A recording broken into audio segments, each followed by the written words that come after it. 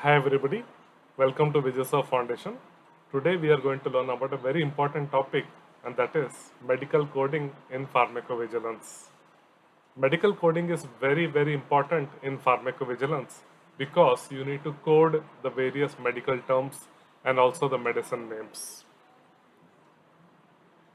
Most importantly, or we would start off by learning the most important concept, and that is Metra, or Medical Dictionary for Regulatory Activities. The primary objective of Metra is standardization of medical terms. So that is very important because if a patient has loose motions, okay, then there'll be somebody who would code it as loose stools. There'll be somebody who would code it as loose motions, and there'll be somebody else who would code it as diarrhea, right? And when we talk about adverse events and you log the information into the safety database, everybody would do it in a different way, right? So there is no kind of harmonization, and that is why we needed to standardize this. And this is where the concept of MedDRA originated, or the concept of medical coding originated. The primary objective is to share regulatory information for human medical products. Human, right? So that is very important that MedDRA is exclusively used for human medical products, right? So that is pharmacovigilance in human beings. Now, because we spoke about human beings, what about animals, right? So in animals we have, or for animals we have VeDDRA. What is VeDDRA? VeDDRA is Veterinary Dictionary for Drug Regulatory Activities. VeDDRA. Okay. Now coming back to MedDRA, MedDRA is managed by MSSO, which is Maintenance and Support Services Organization. It's an NGO, non-profit organization that manages MedDRA. It also manages the subscription required for various entities. There are multiple languages available in MedDRA. It was primarily English, but now there are multiple additional languages. We have Chinese, Czech, Dutch, French, German, Russian, Spanish, Portuguese, Swedish, Latvian, and etc. And the list keeps on increasing with time. Now let us learn about the term selection in MedDRA. How does it happen? So whenever we talk about medical terms, it is not only adverse events, okay? So whenever you talk about MedDRA, it is not only for coding side effects or adverse events, but it is much more. Let's start off by learning about adverse experience. So which can be an adverse event or an adverse reaction. Then it can be device related events, right? So even medical devices may result in adverse events. So even device related adverse events can be coded using MedDRA. Then let us learn about quality and errors, where it can be product quality issues, for example, lack of efficacy, or say some problem with the product, or missing tablet, or missing capsule, and so on. Then medication errors, right? So this can happen wherein there can be something like a medicine which is required to be given orally is by mistake given intranasally, right? So that is a problem. Or else a vaccine which is supposed to be given subcutaneously is given intramuscularly. So these are examples of medication error. Then exposure, right? So that is the say industrial exposure or exposure during work, right? Environmental exposure. So all this can happen. I'll give you a quick example of alprazolam, where the product was getting manufactured in one of the companies, and people who were handling the product felt giddy or dizzy, right? So this is an example of exposure. Then let us learn about the history and tests, right? So history can be a patient history, medical history, and habits, and so on. So let's learn about medical history. So this can be that a patient has history of diabetes, hypertension. So all these things can be coded using MedDRA. Then we can also code the social history.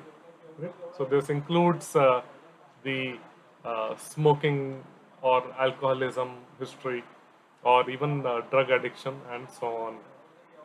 Apart from this, you can also include or code investigations, where you can code blood test or say sonography, CT scan, and so on. So all these can be coded using Metra. Now let us learn about the product usage. So there can be misuse and abuse of product, right? A medicine can be misused or it can even be abused. Even this can be coded using Metra. Then off-label use. Again, even off-label use can be coded using Metra, wherein assume that the product is only recommended or approved for use in adults, and the product is administered to children. So that is off-label use, right? Or if the product is indicated for infections, and the product is given for say chest pain, right? So even that can be an off-label use. Then indications, why is the medicine used for, right? So even indications can be coded using Metra, right? So let's revise this quickly. In Metra, the coding can be undertaken for adverse experiences, then quality and errors, history, then tests, that is medical tests, and finally the product usage. So all of these can be coded using Metra. Now let us learn in detail about Metra. So what is the hierarchy in Metra? So we have the SOC, HLGT, HLT, PT, and LLT. So I'm going from up to down. So SOC indicates system organ class. HLGT is HL high level group term. HLT is high level term. PT is preferred term. LLT is lowest level term. Apart from this, we would also have VT, which is verbatim term. So that is the verbatim that is used by the patient or the reporter. We look at this uh, hierarchy with an example. Assume that a patient developed acute renal failure with a medicine called azithromycin, which is an antimicrobial, right? The patient experienced or developed acute renal failure while on this medicine. Now, what will be the various hierarchy levels? So the lowest level term is acute renal failure, and that is also the reported term in this case, right? Acute renal failure. Now, the PT will be acute kidney injury. So PT, because there can be multiple LLTs for the same PT. So here the PT is more wider or a broader term. So that is acute kidney injury. HLT is much more broader, where it is renal failure and renal impairment. That is renal failure and impairment. So that is a much broader term. This can even include chronic renal failure, right? So, but then in our example, it is acute. Then HLGT, or the high level group term, is renal disorders excluding nephropathies. So that is a much more broader term, which is renal disorders excluding nephropathies. So it is possible you would have a separate HLGT for nephropathies. And then the system organ class is obviously the renal and urinary disorders. Right? So this is the way the hierarchy system works in Metra. Let us look at this with an example. On 1st June 2021, Rani was started on amoxicillin 500 mg thrice a day for her throat infection. On 2nd June 2021, she developed headache and rashes over her body. Her blood pressure also shot up. On 3rd June 2021, the dose was reduced to 250 mg thrice a day, and on 4th of June, the rash disappeared. However, as the intensity of infection increased, the dose was increased to 500 mg thrice a day, and that was on 5th of June 2021. And on 6th of June, she again developed generalized rashes. Now, if you look at this exercise or this example, what are the various terms that can be coded using Metra? Right? So I told you what all things can be coded, including indication, lab test, adverse events, and so on. So if you look at this, these are the terms that can be coded using Metra. That is the indication, that is throat infection, the adverse events, that includes headache, rashes over her body, blood pressure shot up, and finally generalized rashes.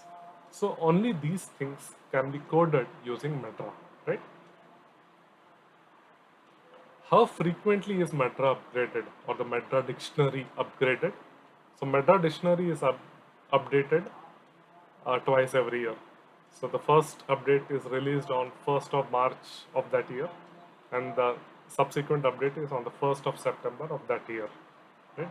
So the March update is 0.0 and September update is 0.1. Okay. Example, currently it is 25.0 and in September it will be 25.1. Okay. This keeps on changing with time.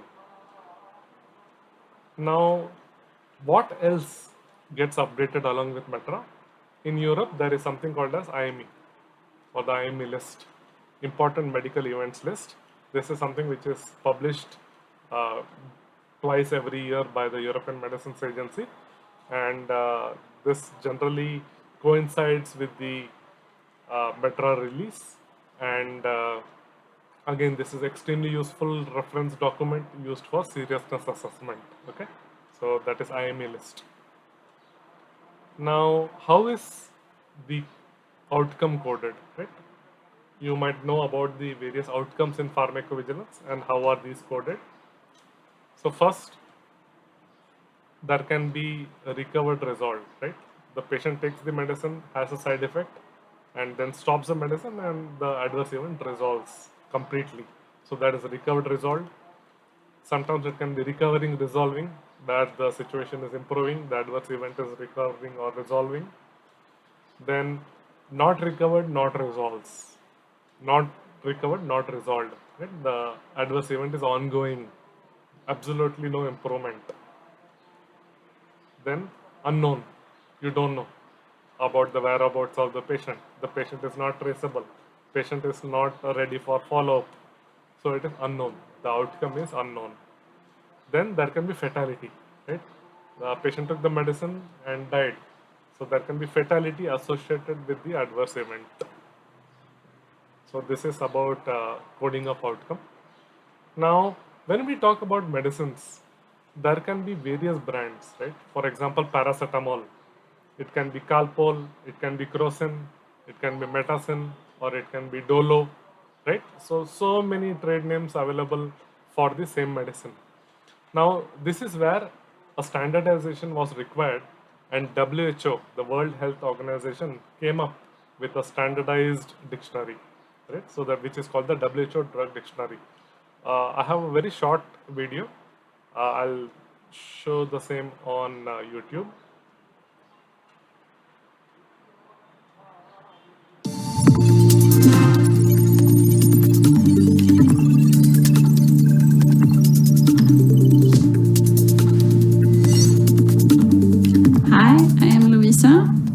VeDDRA content and support team, 15 highly skilled pharmacists working as terminology or substance specialists. My colleagues have diverse expertise, and we have at least 10 languages on the team. We are all focused on delivering high-quality standardized data. Hi, my name's Tommy. I'm a pharmacist and I help keep VeDDRA Global up to date. Hi, I'm Sarah. As a pharmacist in the VeDDRA team, I help develop and maintain VeDDRA. Hi, I'm Eva. I'm a pharmacist with expertise in validating herbals and natural products. Hi, my name is Mao. I work primarily with the development of VeDDRA Global Chinese. We add medicinal products into VeDDRA Global that can be useful for coding in clinical trials and in pharmacovigilance. The information for these products come from multiple sources, and that includes your change requests. We always verify all records using at least one reliable reference, such as the regulatory authority, for example the US FDA with the EMA, or we go directly to the marketing authorization board. VeDDRA Global Chinese includes the same standardized drug information as the English version of the dictionary. The only difference is the language used to display the information. Each medicinal product has a record in VeDDRA Global Chinese and an equivalent English record in VeDDRA Global. Both records stay connected by a single drug code. When adding active substances, we prefer to give them non-proprietary names. We investigate and make sure all common names, systematic names, and investigational codes are connected to the right non-proprietary name. For each product and active substance, we need to find the most suitable ATC code to reflect the indication. For this, we need to consider several factors, such as the official ATC codes and the intended use of the product. In VeDDRA Global, it includes herbal products such as natural products and traditional medicines, for example, TCM and camphor products.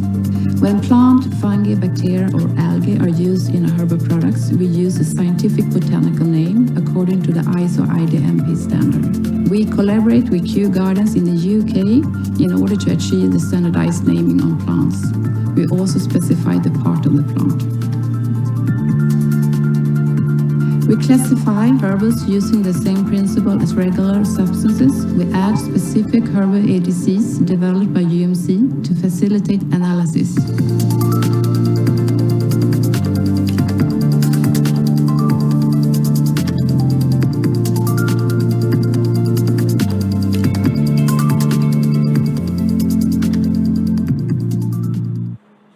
Isn't that fantastic?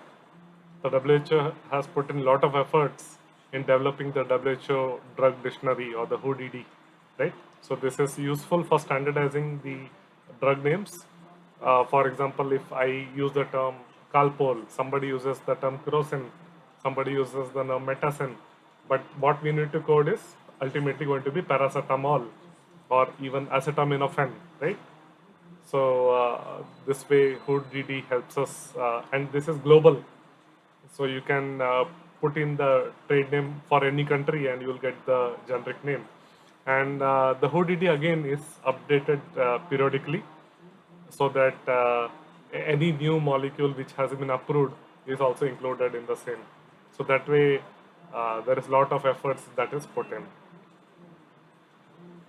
Now let us learn something about automation, right? So this is something again an effort put by WHO, where they have introduced something called as WHO Drug Coda. Just to save time, they have brought in this concept of automation. And again, I have a very short YouTube video for the same.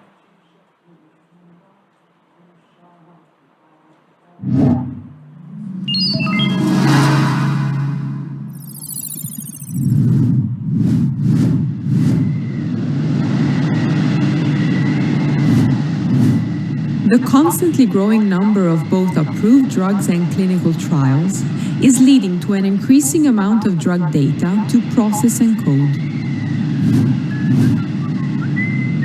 The amount of drug data can vary greatly over time. Staff are in danger of being snowed under, leading to missed deadlines. VeDDRA Coda is a scalable automated coding engine providing instant drug name coding and ATC selection.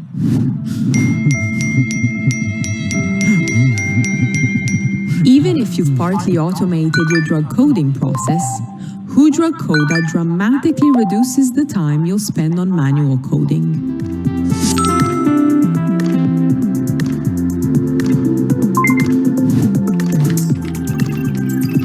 Based on our calculations, VeDDRA Coda can save you a mountain of work.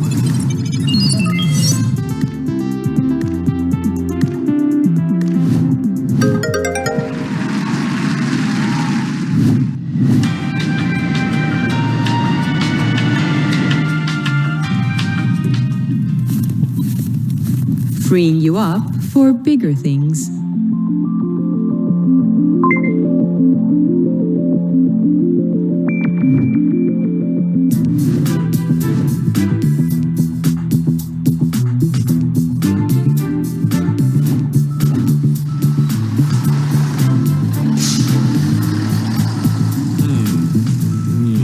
Coding is key to satisfying rigorous safety monitoring requirements before and after a drug is brought to market. Highly skilled coders have a wealth of experience and know-how that is hard to replicate. If you have a large team of coders, how do you make sure they're coding consistently? Oh, these look very nice. VeDDRA uses a combination of artificial intelligence, industry-accepted best practices, and your own internal drug coding conventions for quick and accurate results you can rely on. Programmed and validated by our team of drug safety experts and VeDDRA users, VeDDRA performs to the same standard as your coding team. Industry assessments indicate better than 99% drug coding accuracy with VeDDRA. Say hello to your new coding powerhouse.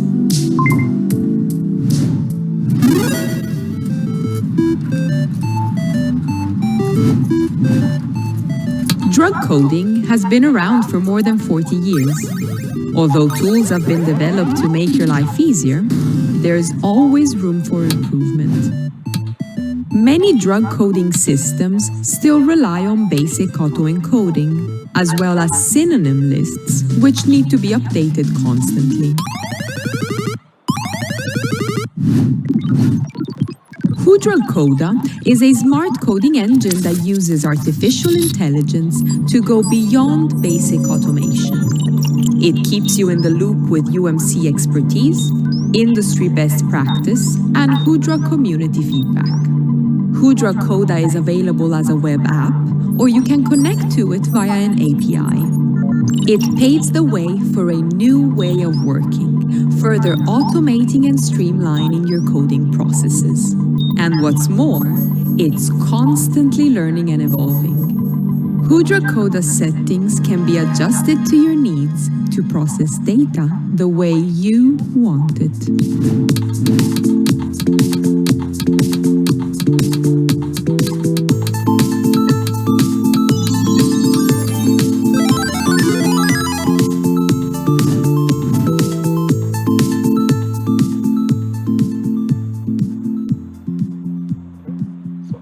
Again, wonderful efforts put in by the WHO, where you have the WHO drug coda or the WHO drug coda, right? So nowadays everybody's talking about automation in everything and using artificial intelligence and machine learning. So something like that even has been done by the WHO. Now let us quickly learn about other coding tools. That okay, MedDRA is standard. It is predominantly used. And again, you also have WHO drug dictionary or the ODD, which is optional to use. And apart from this, there are also other coding tools which are good to know. So these include the Snomed, CT, and the CTCAE. I'll quickly show you why these are used. Now, when you talk about adverse events, so these can be serious, non-serious, right? So that is in terms of seriousness. However, you may at times even need to evaluate the grading of the adverse event, whether it is mild adverse event, moderate adverse event, or serious adverse event, or it can be life-threatening, or it can even result in fatality, right? So that is where the CTCAE has come up with this, where you have grade 1, grade 2, grade 3, grade 4, and grade 5. And for most of the adverse events, or quite a few adverse events, you can find that information. For example, the first example is of anemia. Now here, the hemoglobin count may be high or it can be low, right? So high in the sense, although if it is low, it can be at the higher range. And or else it can be very low. For example, if it is less than 10, less than 8, or say less than 5. So for all these, there is grading available. So that way, this is very useful information and generally used in oncology, the CTCAE grading. So it is freely available or freely accessible. That way, MedDRA is not freely accessible. You need to pay for the subscription. Okay. The other example which I wanted to show you was the Snomed CT, right? So again, Snomed CT is free to use or free to access. So here is where I'll share the link below so that you can always access the same. Now, if you want to search for a particular term, for example, I will search for renal failure.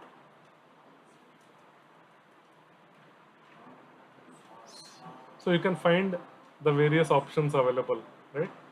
So I randomly take one example and I'll be able to get the SCT or the Snomed CT ID. so which is 4239005. So this is the Snomed CT coding for the same. So that way you can search for any adverse event and you will be able to get the coding. So again, this is used for standardization. Okay? And again, even Snomed CT, you would have it for various country specific details. So even that is also possible. Okay. Now let's come back to the original presentation, where I'll quickly talk about VeDDRA, right? So I told you VeDDRA is used for coding the various terms in animals, and that is a veterinary dictionary for drug regulatory activities. Now VeDDRA dictionary is also free to access. So what I can do is I can share the link below and you can access the same. So this is published by the European Medicines Agency. Now, what is so special about animals, right?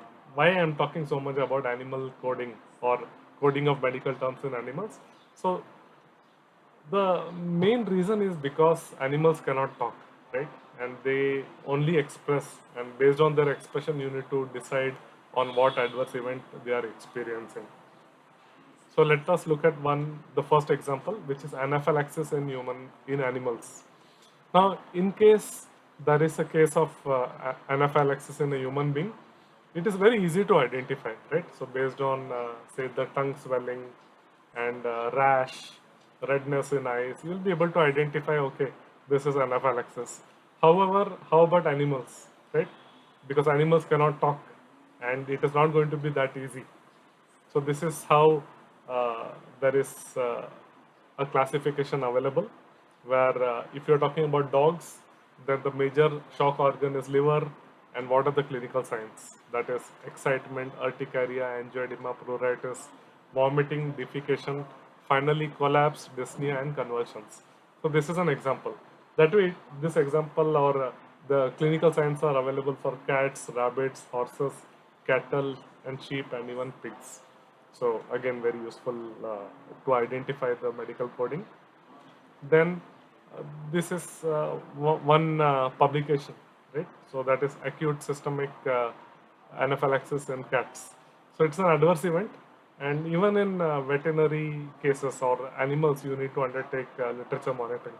That is, if you have a veterinary medicinal product approved, then you need to undertake medical coding, and you also need to process adverse event reports, and you need to do literature monitoring. So that is why this is essential for understanding. Okay. So this is a case of acute anaphylaxis in cats. It's a case report. Okay. Then the second example is reluctance to move. Right? So when you're driving, sometimes you might find animals sitting in the middle of the road, right? So you might wonder what is this and why this is happening. So there can be various reasons why the animal is reluctant to move. It may be, okay, it is really reluctant to move, or else it has limb weakness, or there may be walking difficulty, right? So any of these things can happen, and that is the reason why the animal is reluctant to move, right? So next time if you find an animal sitting in the middle of the road, you know that it is there can be any of the following reasons. And I would do the demo for Metra, okay? Because Vijaysa Foundation is a non-profit organization, we have got access to Metra. So I'll quickly show you how it works. So this is my Metra browser, and this is the version 25.0. And this is how the desktop Metra browser works or looks. And you can search for information. Here you can find the SOCs, various SOCs or the system organ class. And if you click on them, you will be able to find the various HLGTs. If you click on them, you will be able to find the HLTs. If you select any one of them, then you will be able to find the various preferred terms. And if you click on any of them, you will be able to find the LLTs. So this is how it looks. This is the classic hierarchy which we looked at. And apart from this, you can also search for terms. For example, I'll use the same term, which is renal failure.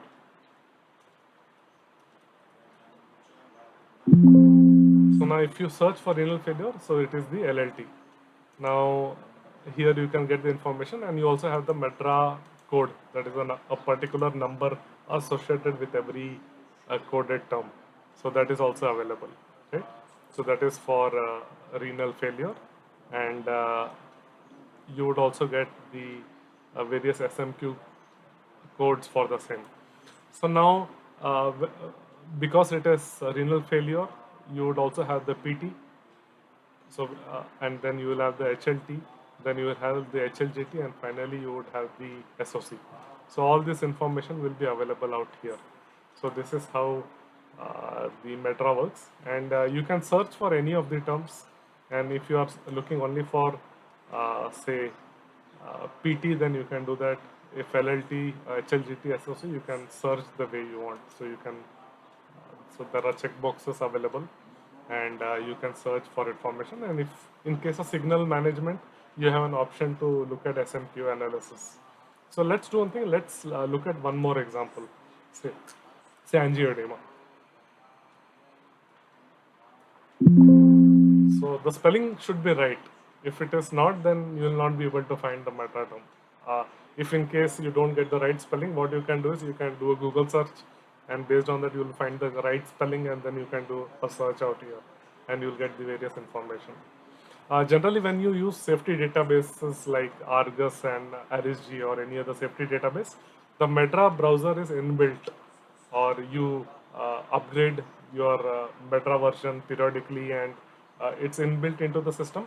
As a result, whenever you code an adverse event, it automatically happens. So that is the way it works in a safety database. However, in my case, I don't have a safety database, so I am showing you a Metra browser. So it is quite seamless when you are using a safety database, that you have a term and you just type the term and it might automatically get coded. Okay. So now looking at the example of angioedema, now I'll just show you.